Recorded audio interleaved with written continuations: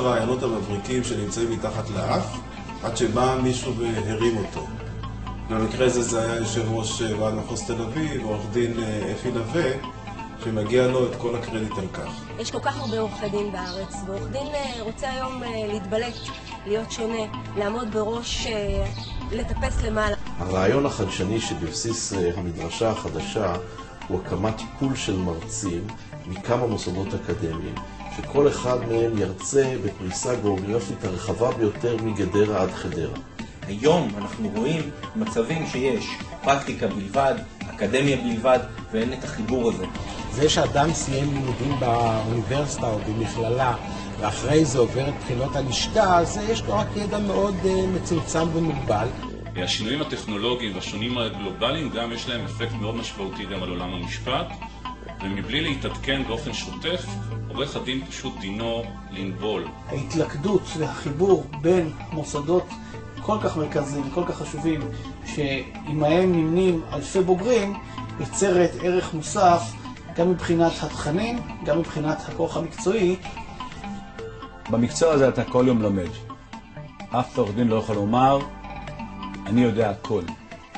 אתה בעצם מתמחה כל חייך. לימודי הבסיס במשפטים לעורך דין הם לימודים שמקנים ידע כללי. לאחר מכן עורך דין נדרש להתמחות בתחום מסוים.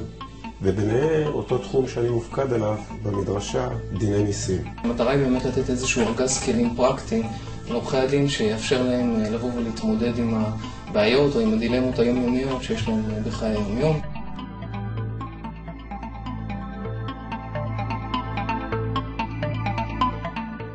אני הייתי אומר שבכלל בחיים, בכל מקצוע, כדאי שאנשים ילמדו ויתעדכנו וימשיכו ללמוד גם אחרי שהם רוכשים את המקצוע. יום שלא למדת משהו חדש, יום שלא התעדכנת, הוא יום אבוד שהופך אותך לעורך דין פחות טוב. במקצוע שלנו כל יום יש חידושים. כל יום יש דברי חקיקה חדשים. כל יום יש תקנות חדשות. כי המקצוע הזה הוא לא רק לדעת את החוק היבש, זה לא לדעת משפטים, לא רק לדעת את הפסיקה האחרונה. זה לדעת מה הטקטיקה הנכונה, מתי אתה מעלה את הטענה הזאת, מתי אתה לא מעלה את הטענה הזאת. ואת זה במדרשה, עם כל הוותק של כל המרצים, תלמדו. אני חושבת שהדבר הזה הוא מאוד מאוד יפה ומבורך, הוא מאפשר לכולנו לבוא ולהשתלם וללמוד ולהתמקצע עוד יותר.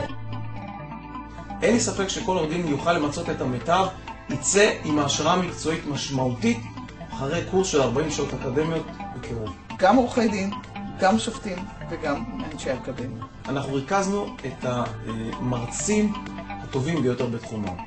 אם אתה תבדוק ענף, אתה תראה שיש שם את מיטב עורכי הדין, את מיטב השופטים, את מיטב המרצים מהאקדמיה. המבחר הזה הוא מבחר חסר תקדים. אי אפשר לקבל הרכב טוב יותר מהרכב שאנחנו ריכזנו. אני רוצה לברך את כל העוסקים במלאכת פתיחת המדרשה. הם עושים טוב לעורכי הדין, הם עושים טוב לשוק הנדל"ן, ועושים טוב לאזרחים. אני רוצה לברך בראש ובראשונה את אפי נווה, יושב ראש מחוז תל אביב, על הקמת המדרשה. זה מפעל מדהים, שאנחנו נעשה כל מה שאנחנו רואים כדי שהוא גם יצליח. ואני רוצה לברך את כל המשתתפים, שיהיה בהצלחה. אני מזמינה את כולם למדרשה. אנחנו נהיה שם ואנחנו נשמח שכולם יהיו.